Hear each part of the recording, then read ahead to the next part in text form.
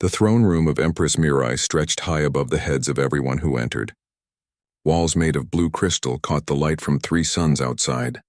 The light danced across the smooth floor like water. Mirai sat on her throne, tall and still. Her silver robes fell around her like frozen waterfalls. Her face showed no emotion. It never did. General Hyunwoo walked toward the throne. His boots made sharp sounds on the crystal floor. Each step echoed in the massive room. He stopped at the required distance and bowed his head. Mirai did not move. She waited. "Your Majesty," Hyunwoo said. His voice was strong but respectful. "We have a problem on Kasara 7. Mirai's eyes moved to him. They were dark and cold. "Explain." "A human refuses to leave the mining moon. We sent 3 evacuation orders." He ignored all of them. "The moon will be converted to a military base next month. Everyone else has left. Only this one human remains." Mirai's lips pressed together in a thin line. "A human?" She said the word like it tasted bad. "What does this creature do on Kasara 7? "He repairs mining equipment. His name is Taiho. He owns a small repair station near the northern crater. When we contacted him, he said he will not leave his home." The Empress stood. Her movement was slow and deliberate. Everyone in the throne room became very still. When Mirai stood, important decisions were about to be made. "Humans are weak," she said. Her voice filled the room without getting louder. "They infest our conquered worlds like insects. They break easily. They die quickly. Yet this one dares to defy the Empire?" Hyunwoo nodded. "Yes, Your Majesty." "Should we send soldiers?" "No." Mirai walked down the steps from her throne. Her robes whispered against the crystal. "This human needs to understand what happens when you refuse the Empire. Send Kael'thar." Hyunwoo's face went pale. "The dragon, Your Majesty." "For one human?" "Yes. Let every human in the Empire hear what happened on Kasara 7. Let them know what waits for those who disobey." She turned to face him fully. "Prepare Kael'thar. Send it today." Hyunwoo bowed deeply and left. His footsteps moved faster than when he had entered.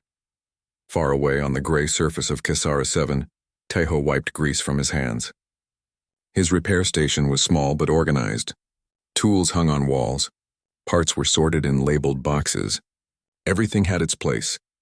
The main room had 3 workbenches covered with half-finished projects. Broken mining drones waited for attention.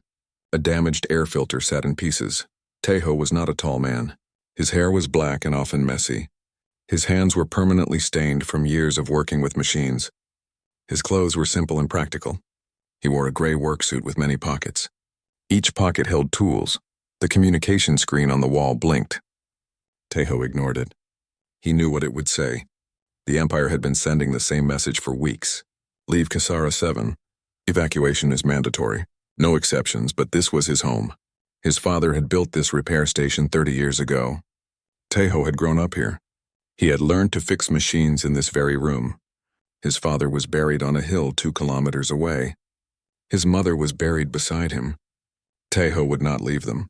He picked up a wrench and returned to his work. A mining drone needed a new power coupling. The old one had burned out. Taiho opened the drone's panel and studied the damaged components. His fingers moved with practiced skill. He had repaired thousands of machines. Each one was a puzzle. Each one had a solution. Outside, the 3 suns were setting. Kasara 7 had long days. The suns took turns lighting the sky. When all 3 set together, the darkness was complete and absolute. That would happen in a few hours. Taiho worked as the light faded. He turned on the overhead lamps. Yellow light filled the workshop. He finished installing the new coupling and tested the drone. Its engines hummed to life, perfect. He smiled. There was satisfaction in fixing broken things. The communication screen blinked again. This time the pattern was different. Not the usual evacuation message. Something else. Taiho walked over and pressed the accept button. A face appeared on the screen. It was Soman, his friend from the mining colony. She looked worried. Her eyes were wide. "Taiho, you need to leave. Right now." Her voice was urgent. "Hello, Soman, I am fine. How are you?"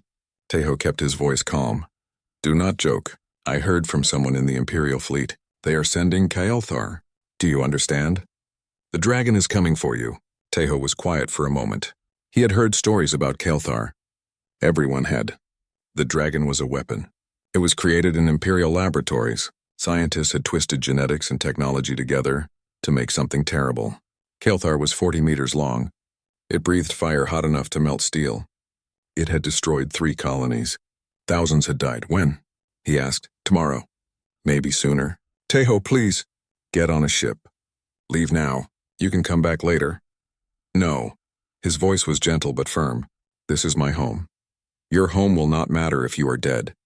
Maybe, but running away will not change anything. The Empire will take this place whether I am here or not. If I must go, I will go with dignity. Soman's eyes filled with tears. You are being stubborn. Yes, I learned it from my father. Tejo smiled sadly. Thank you for warning me, Soman. Take care of yourself. Tejo, wait, he ended the call. The screen went dark. Tejo stood in the quiet workshop. The only sound was the hum of the repaired drone. He looked around at his life's work. Tools and machines. Spare parts and projects. 30 years of memories. Tomorrow a dragon would come. Tomorrow the Empire would try to erase him. But tonight Tejo would sleep in his own bed. He would not run. He would not hide. If death was coming, he would face it standing in the place he loved most. He turned off the workshop lights and walked to his small living quarters. Outside, the last sun dipped below the horizon. Darkness covered Kasara 7. Stars appeared in the black sky. Somewhere out there, a dragon was being prepared. Somewhere out there, Empress Mirai sat on her crystal throne, believing she had already won. But she did not know Tejo. She did not know that humans could be more than weak. She did not know that sometimes the smallest person could change everything. The night was long and quiet. Tejo did not sleep much. He lay in bed thinking. Not about fear. Not about death. He thought about machines. He thought about how everything, even dragons, had to follow rules. Physics, engineering, cause and effect. If Kelthar was a weapon, then it was a machine. And machines could be understood. They could be fixed. They could even be changed. It was a small hope. Perhaps a foolish one. But it was better than no hope at all. Tejo's voice was steady as he spoke. The throne room was silent except for his words. Even the guards stopped moving to listen. When you sent Kelthar to kill me, you expected a weapon to destroy a weak human. That is what you have always believed. That humans are weak. That we break easily. That we are nothing. Empress Mirai said nothing. She watched him with cold eyes. But when Kelthar arrived, I did not see a weapon. I saw a creature in pain. I saw something alive and aware suffering under your control. The neural implants you put in its skull were torture devices. They burned its mind every moment of every day. That is how you made it obey. General Hyunwoo shifted uncomfortably. He knew about the implants. Everyone did. It was standard Imperial procedure. I am a mechanic, Tejo continued. I fix broken things. So I fixed what you broke. I removed the pain. I gave Kelthar its freedom. And do you know what happened? Mirai's lips pressed into a thin line. It should have killed you. Yes, it could have. But it did not. Instead, Kelthar chose to trust me. It chose to be my friend. Not because I forced it. Not because I hurt it. But because I showed it kindness. Tejo took a step forward. Guards tensed. Hands moved to weapons. But Mirai raised one finger. A small gesture. The guards froze. Your empire is built on pain and fear, Tejo said. You control through cruelty. You believe that makes you strong. But it does not. It makes you weak. Weak? Mirai's voice was sharp. I rule 1,000 worlds. Billions obey my commands. How is that weak? Because they obey out of fear. Not loyalty. Fear is fragile, it breaks, but loyalty lasts forever. Tejo gestured toward the courtyard, toward Kelthar. That dragon serves me now, not because I hurt it. Because I freed it. It would die for me. Would any of your soldiers do the same for you? The question hung in the air. Mirai looked at her guards. At General Hyunwoo. At all the faces surrounding her. She saw the truth. They served her because they had to. Not because they wanted to. What do you want? Mirai asked. Her voice was quieter now. I want you to understand something. Humans have a strength you do not recognize. We can build things. We can fix things. We can show mercy to our enemies. We can turn weapons into friends. That is not weakness. That is power. Tejo's eyes met hers. Your empire will fall eventually. All empires built on cruelty do. But it does not have to be through violence. It does not have to end in war. You can choose a different path. You want me to free the humans, Mirai said. It was not a question. I want you to free everyone, humans, aliens, every species you have conquered. Give them choice. Let them decide if they want to be part of your empire. Build something based on cooperation, not fear. That is impossible. They would all leave, maybe at first, but maybe not. If you change, if you become fair, if you treat people with respect, they might choose to stay. They might even choose to help you build something better. Mirai stood. Her robes fell around her like water. She walked down the steps from her throne. Slowly. Each step echoed. She stopped directly in front of Tejo. They were at eye level now. She studied his face, looking for lies, looking for fear. She found neither. You're either very brave or very foolish, she said. Probably both, Tejo admitted. For the first time, Empress Mirai smiled. It was a small smile, but it was real. You freed my most powerful weapon. You flew across my empire. You stood in my throne room and told me I am weak, and you did it all without violence. Yes, that does show a certain kind of strength.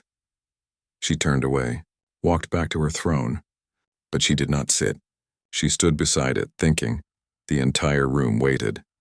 General Hyunwoo, she said finally. Yes, Your Majesty? How many other weapons do we have like Kael'thar? Creatures controlled through pain? Hyunwoo hesitated. 47, Your Majesty. Order their pain systems disabled. All of them. Today. The general's eyes went wide. Your Majesty. Are you certain?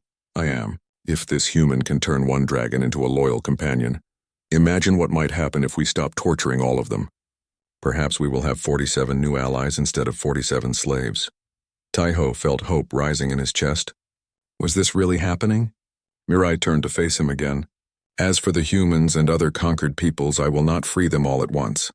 That would create chaos, but I will begin reforms. Better treatment. More rights. Representation in government. It will take time, years, maybe decades, but it will happen. That is more than I expected, Tejo said honestly. You showed me something today, Tejo the mechanic. You showed me that I have been building my empire on sand. Pain and fear are not good foundations. They shift. They collapse. If I want something that lasts, I need something stronger. She sat on her throne, but somehow she seemed different. Less cold, less distant. You and your dragon are free to go. You will not be hunted. You will not be harmed. Consider yourselves ambassadors. Return to your people. Tell them change is coming. Tell them the empire is learning. Taiho bowed, not out of fear, not out of obligation, but out of respect. Thank you, Your Majesty. He turned and walked out of the throne room. His steps were light. His heart was full. He had not expected to leave this place alive. But here he was, walking, breathing, victorious. In the courtyard, Kael'thar waited. The dragon's golden eyes watched the palace entrance. When Tejo emerged, Kael'thar rumbled with joy. The sound was like thunder. Tejo climbed onto the dragon's back. He settled into his spot. Home. That is what it felt like now. Home was not a place. Home was wherever he and Kael'thar were together. We did it, he whispered. We actually did it. Kael'thar spread its wings. The dragon leaped into the sky. They rose above the palace, above the crystal city, above the planet. Guards watched from below. They did not cheer, but they did not fire either. They just watched as a human and a dragon flew away together. Equals, friends, heroes. News of what happened spread quickly.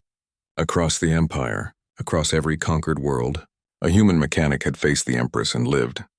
More than that, he had changed her mind. The story grew with each telling. It gave people hope. It showed them that change was possible. Tejo and Kael'thar did not return to Kessera 7. That place was gone, converted to a military base. But they found other places. They traveled from world to world, helping where they could, fixing what was broken, showing people that humans were more than weak creatures. They became symbols of resistance, of hope, of the idea that even the smallest person could change the biggest system. Other freed dragons joined them. Creatures who had been weapons became companions. The empire changed slowly, but it changed. Years later, an old woman named Somin told the story to her grandchildren. She spoke of Taiho, the mechanic who refused to run, who freed a dragon with kindness, who changed an empire with words instead of weapons. The children listened with wide eyes. They asked if it was true. Somin smiled. Every word. I knew him. He was my friend. And he taught us all something important. He taught us that humanity's greatest strength is not how hard we can hit, it is how much we can care. That is what makes us special. That is what makes us strong. The grandchildren looked up at the sky. Somewhere out there, Taiho and Kael'thar were still flying, still helping, still showing the galaxy what humans could be when they chose compassion over cruelty, when they chose to fix instead of break, when they chose to see the person inside the monster. That was the power of humanity. Not violence, not destruction, but the simple revolutionary act of choosing kindness, even when it was hard, even when it was dangerous, even when everyone said it was impossible. Taiho had proven it. One small human with tools and determination. He had looked at a weapon of war and seen a friend. He had looked at an empire built on pain and seen the possibility of something better. And because he believed it was possible, it became possible. That was the real story. Not about dragons or empresses or grand battles. It was about a mechanic who understood something simple but profound. Everything broken can be fixed. Everything enslaved can be freed. Everything lost can be found again. You just have to be willing to try. And sometimes, if you are very brave and very foolish and very kind, you can change the whole galaxy, one act of compassion at a time. Space was cold and empty, but from Kael'thar's back, Taiho felt warm. The dragon's body heat protected him from the freezing void. They flew past dead moons and distant planets. Stars stretched into lines as they moved faster than Taiho had ever traveled before. Kael'thar knew the way to the Imperial capital. The route was burned into its memory from years of forced missions. But this time was different. This time the dragon chose to go. It was not being controlled. It was not being hurt. It was flying with purpose. They passed through 3 star systems. Each one held planets conquered by the Empire. Taiho could see the lights of cities below. He could see the mines and factories. He wondered how many humans lived down there. How many other species? All of them under Empress Mirai's rule. On the second day, they encountered an Imperial patrol ship. It was small. Just a scout vessel, but it had sensors and weapons. The ship detected them immediately. Red lights flashed on its hull. Alarms would be going off inside. Taiho felt Kael'thar's muscles tense. The dragon could destroy that ship easily. One breath of fire, one strike from its claws. But would that make them enemies? Would that make them murderers? The patrol ship fired a warning shot. A beam of energy passed by them. Close but not touching. A message: stop, surrender, obey. Kael'thar did not stop, but it did not attack either.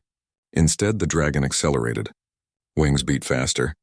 They pulled away from the patrol ship with incredible speed. The small vessel could not keep up. Within minutes, they had left it behind. No blood spilled. No lives taken, Taiho smiled. The dragon was choosing mercy, just like he had hoped. Violence was not the answer. They were not here to destroy. They were here to show a different way. But the patrol ship had sent a message. The Empire knew they were coming. More ships appeared. Bigger ones. Fighter craft and cruisers. They formed a blockade across Kael'thar's path. Dozens of ships. All armed. All ready. A voice came through the communication systems. It was broadcast on all frequencies. Taiho could hear it through the equipment he had brought from his workshop. Dragon Kael'thar, you are ordered to return to base. Land immediately or be destroyed. Kael'thar's response was a roar. Not threatening. Not aggressive. Just loud. Defiant. The sound said everything. I am not yours anymore. I will not obey. I am free. The Imperial ships opened fire. Energy beams and missiles filled the space around them.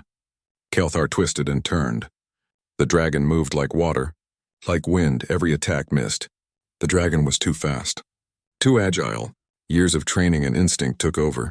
But they could not dodge forever. More ships kept coming. The blockade was getting thicker. Eventually, something would hit them. Taiho held on tight.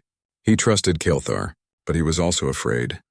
Then Kael'thar did something brilliant. The dragon dove straight down toward the nearest planet. It was a mining world, gray and ugly, but it had an atmosphere. Kael'thar plunged into the clouds. The Imperial ships followed. In the thick clouds, sensors did not work well. The dragon used the cover to confuse the attackers. It flew low, skimming the surface, weaving between mountains and through canyons. The Imperial ships crashed into each other trying to follow. Explosions lit up the clouds behind them. When they emerged on the other side of the planet, most of the ships were gone. Only a few remained, and those few were damaged. Kelthar continued forward, toward the capital. Nothing would stop them now. Word of their journey spread. Humans on conquered worlds heard the news. A human riding the Empire's most feared weapon. A dragon that refused commands. Stories grew with each telling. Some people called Tejo a hero. Others called him a fool. But everyone talked about him. In the throne room, Empress Mirai received reports. Each one made her more furious. How could one human cause so much trouble? How could a weapon she had created turn against her? General Hyunwoo stood before her. His face was worried. Your Majesty, they will reach the capital in 2 days. Should we evacuate? Evacuate? Mirai's voice was ice. The Empress of the Valith Empire does not run from one human and a broken weapon. But Kelthar could destroy the palace. It could kill thousands. It could, Mirai agreed. But it will not. The dragon has had many opportunities to kill. It has not taken them. No, this human wants something else. He wants to talk. Hyunwoo looked surprised. Talk? What could he possibly say? I do not know. But I am curious. Mirai leaned back on her throne. Open the gates. Let them come.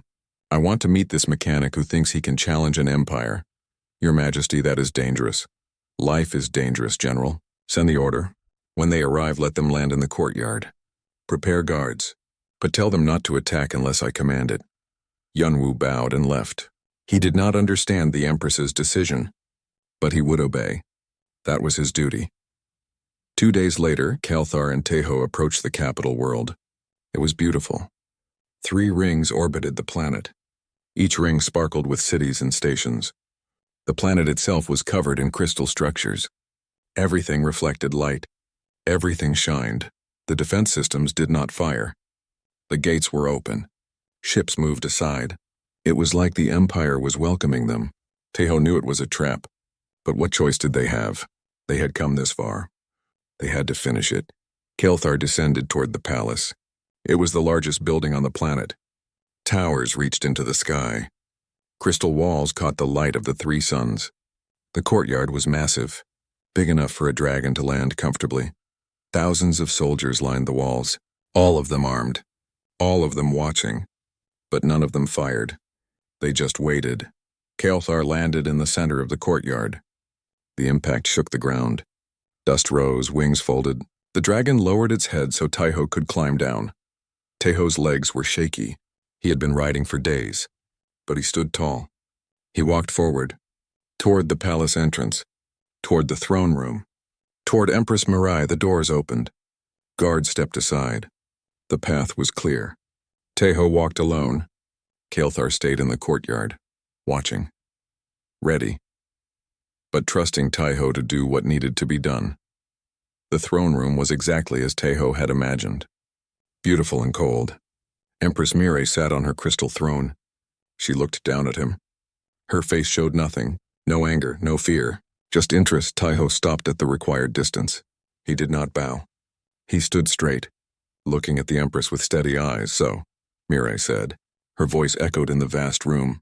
You are the mechanic who broke my weapon. I am Tejo, he replied. His voice was calm, and I did not break anything. I fixed what was broken. Mirai's eyes narrowed slightly, the first emotion he had seen. Explain. Tejo took a breath. This was the moment. This was why they had come. Your Majesty, I came here to show you something. Something your empire has forgotten. I came to show you the power of compassion. The Empress leaned forward, interested.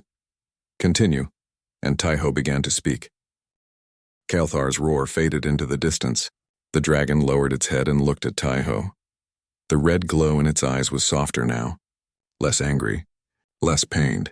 The creature's entire body seemed different, more relaxed. The constant tension was gone. Tejo wiped sweat from his forehead. His hands were shaking, not from fear, from relief, from exhaustion, from the weight of what he had just done. He had freed a weapon of the Empire.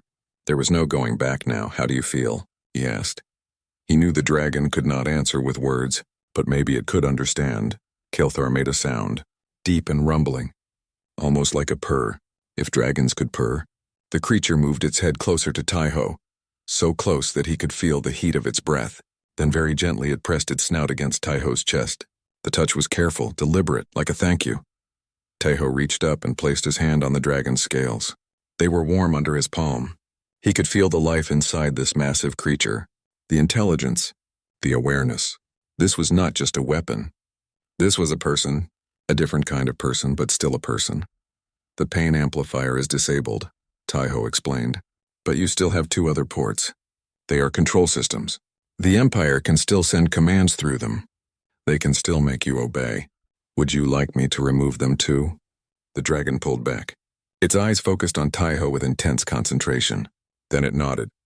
Actually nodded. The movement was clear and unmistakable. Taiho smiled. Okay, but this will be more difficult. These ports are integrated deeper. If I make a mistake, I could damage your nervous system. You might lose feeling in your wings. Or worse, do you trust me that much? Kael'thar lowered its head again, presenting the ports. The message was clear, yes. I trust you. Taiho took a deep breath. He checked his sensor readings. He studied the connections. The control ports were more sophisticated than the pain amplifier. They interfaced directly with the dragon's motor cortex and decision-making centers. Removing them would require precision. He worked slowly. Each connection had to be traced. Each neural pathway had to be mapped. He could not just cut the cables. He had to redirect the dragon's natural signals around the Imperial technology. He had to let Kael'thar's own brain take back control. The sun moved across the sky. Morning became afternoon. Afternoon became evening. Taiho's fingers were numb. His eyes burned. His back screamed in pain. But he did not stop. This was too important. Kael'thar stayed perfectly still. The dragon barely breathed. It was being as careful as possible, trying to make Taiho's job easier. The trust between them grew stronger with each passing hour. Finally, Taiho disconnected the first control port. He held his breath. The dragon's left wing twitched. Then it folded properly. Perfect. The motor control was working. Kael'thar turned its head slightly and blinked. Testing. Yes, it could move on its own. One more, Taiho said. His voice was hoarse. Just one more. The last port was the most dangerous. It connected to the dragon's higher brain functions. Decisions, thoughts, will. If Taiho damaged this, Kael'thar might lose the ability to think clearly. The creature might become a mindless animal. Taiho's hands shook. He paused, closed his eyes, took 3 deep breaths. When he opened his eyes again, his hands were steady.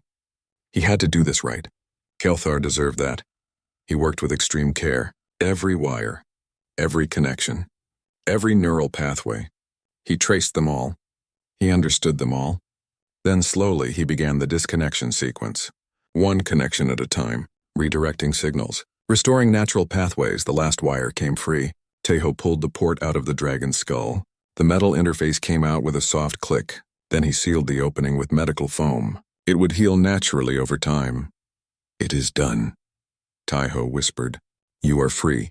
For a long moment, nothing happened. Kael'thar stood very still. Its eyes were closed. Taiho's heart raced. Had he made a mistake? Had he broken something important? Then the dragon's eyes opened. They blazed with light. Not the angry red from before. This was different. This was golden, warm, alive. Kael'thar spread its wings wide, wider than before. The movement was fluid and natural. No hesitation. No Imperial control making it clumsy. The dragon threw back its head and roared. This roar was different from all the others. It was victory. It was freedom. It was joy. The sound echoed across the entire moon. Every rock. Every crater.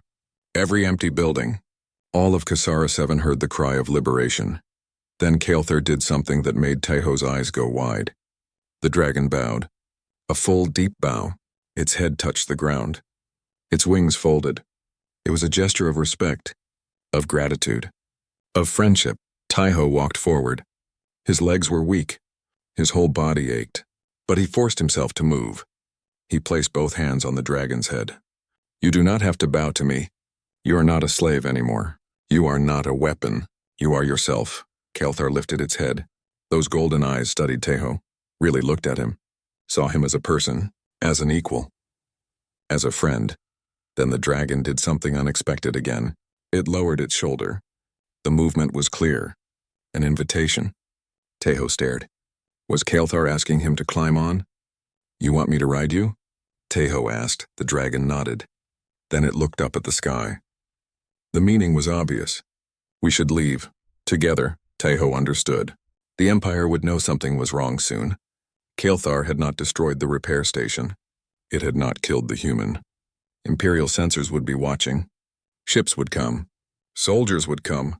They could not stay here. Where will we go? Teho asked. Kael'thar turned its head toward the stars. Toward the direction of the Imperial capital. The dragon's eyes narrowed. Its jaw clenched.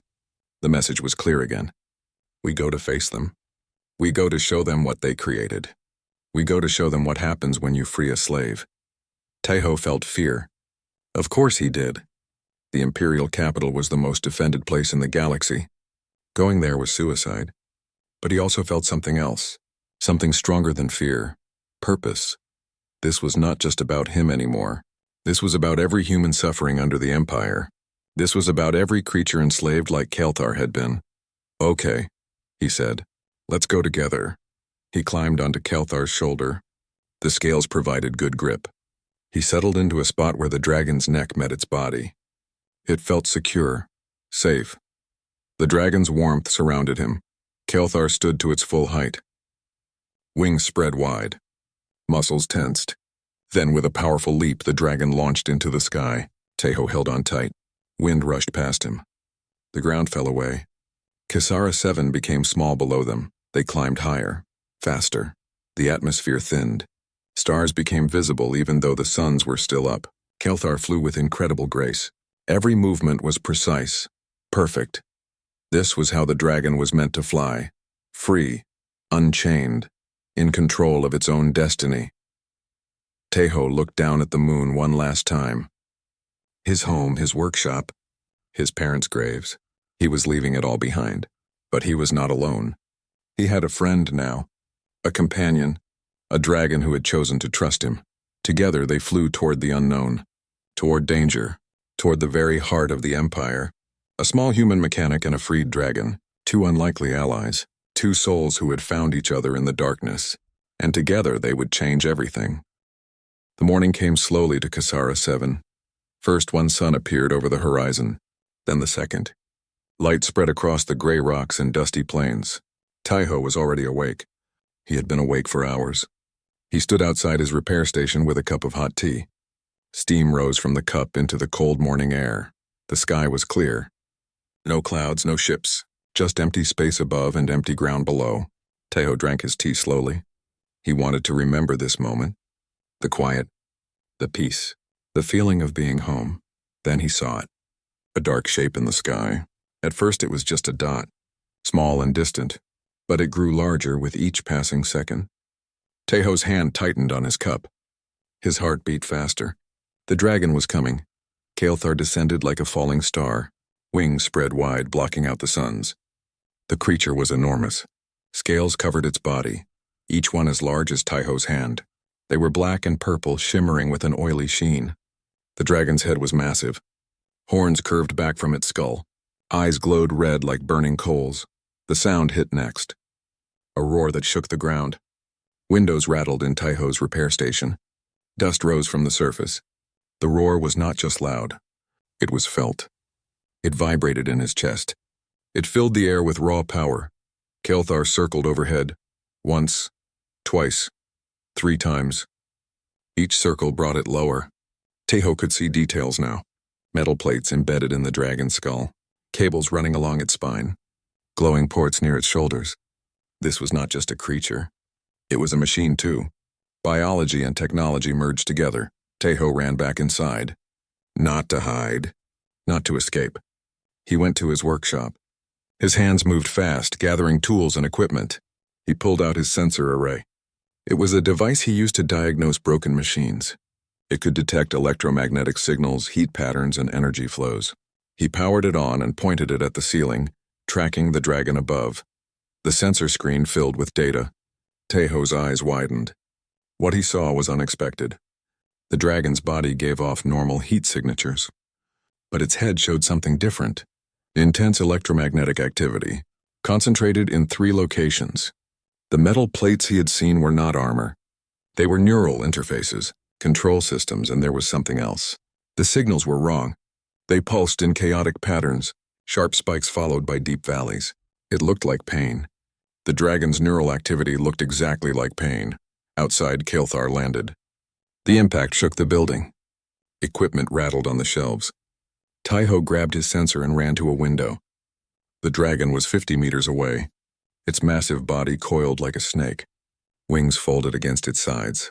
Its head turned and those red eyes focused on the repair station. On Taiho expected fire. He expected death. But instead, the dragon just watched. Its mouth opened slightly. Smoke drifted out, but no flames came. The creature's eyes narrowed. Its head tilted. Like it was studying him, Taiho made a decision. It was probably stupid. It was probably suicide. But he had to try. He set down the sensor and picked up a different piece of equipment. A communication transmitter. He adjusted the frequency to match the electromagnetic signals he had detected. Then he connected it to his workshop's speaker system. He pressed the transmit button and spoke. His voice was calm. "Hello, Kael'thar. My name is Taiho. I know you are in pain." The dragon's head snapped up. Its entire body tensed. Wings spread slightly. Taiho held his breath. Was this working? Could the creature hear him? "I can see the implants in your head," Taiho continued. "They are hurting you. Every moment. The signals are too strong. They are burning your neural pathways. The Empire did this to you. They made you into a weapon, but you are more than that. You are alive." Kael'thar moved closer. Each step was careful, deliberate. The ground trembled. Taiho could feel the heat radiating from the dragon's body. It was like standing near a furnace. Sweat ran down his face. But he did not move. He kept talking. "I fix machines. That is what I do. I see broken things and I make them work again. You are broken, Kael'thar. Not because you are weak, but because someone broke you on purpose. They wanted you to hurt. They thought pain would make you obedient." The dragon was 10 meters away now, so close that Taiho could see his own reflection in its scales. He could see the individual teeth in its mouth. Each one was as long as his forearm. One bite would be the end. "I want to help you," Taiho said softly. "If you let me, I can stop the pain. I can remove the implants. You do not have to trust me. You do not have to believe me. But I'm asking you to give me a chance." Kael'thar lowered its head. Slowly, carefully, until its massive skull was level with the workshop window. The glowing red eyes stared at Taiho. They were intelligent eyes. Aware eyes. Eyes that had seen terrible things and done terrible things. Then the dragon did something unexpected. It blinked once, twice. The glow in its eyes flickered. A sound came from its throat. Not a roar. Something quieter, almost like a question. Taiho's heart pounded. This was real. The dragon was responding. It was listening. He checked his sensor one more time. The pain signals were still there, strong and constant. No living thing should have to endure that. No living thing deserved that. "I'm coming outside," Taiho said. "I am bringing tools. Please do not kill me. I really want to help." He gathered his equipment, a toolkit, the sensor, a portable power supply. His hands shook as he opened the workshop door. Cold air rushed in. He stepped outside. Kael'thar did not move. It watched him. Taiho walked forward. Each step felt like it might be his last. The dragon's breath washed over him, hot, smelling of sulfur and burned metal. He reached out slowly. His hand touched the dragon's scales. They were warm, rough, real. "Good," Taiho whispered. "You are very brave." He moved around to the side of Kael'thar's head. The neural ports were there, 3 of them. Each one had cables running into the dragon's skull. The ports glowed with an angry red light. Energy crackled around them. Taiho could feel the heat. The ports were overloading, constantly. He set down his tools and examined the ports carefully. They were Imperial technology, standard military grade. He had seen similar systems in combat drones. The design was cruel. It amplified neural signals to create compliance through pain. The more the creature resisted, the more it hurt. "This will take time," Taiho said. "I need to disable the pain amplifiers first. Then I can remove the control interfaces. It might hurt more before it gets better." "Can you stay still?" Kael'thar made that sound again. The quiet rumble. Taiho chose to interpret it as yes, he got to work. His fingers moved with practiced skill. Opening access panels, tracing circuits, identifying connections. The ports were complex but not impossible. Everything had a logic. Everything had a pattern. He just had to find it. Hours passed. The suns moved across the sky. Taiho's back ached. His eyes burned from concentration. But he did not stop. He could feel the dragons breathing. Slow and deep. It was trusting him. This massive creature that could destroy cities was trusting a small human with tools. Finally, he found what he was looking for, the pain amplifier circuit. It was hidden deep in the third port, protected by redundant systems. The Empire had not wanted anyone to turn it off. But Taiho was patient. He bypassed the protections one by one. "This is it," he said. "When I disconnect this, the pain should stop." "Are you ready?" Kael'thar's entire body tensed. But it did not move away. Taiho took a deep breath. He used a special tool to short the circuit. Sparks flew. The port's red glow flickered. Then it changed. The angry red became a soft blue. The crackling energy faded. The sensor showed the pain signals dropping, falling, disappearing. The dragon's roar split the sky. But this time it was different. Not rage, not aggression. It was relief. Pure, overwhelming relief. Kael'thar threw back its head. Wings spread wide. The roar echoed across Kasara 7, a sound of freedom, a sound of joy. Taiho smiled. His eyes were wet. He had done it. He had ended the creature's suffering. And in that moment, everything changed.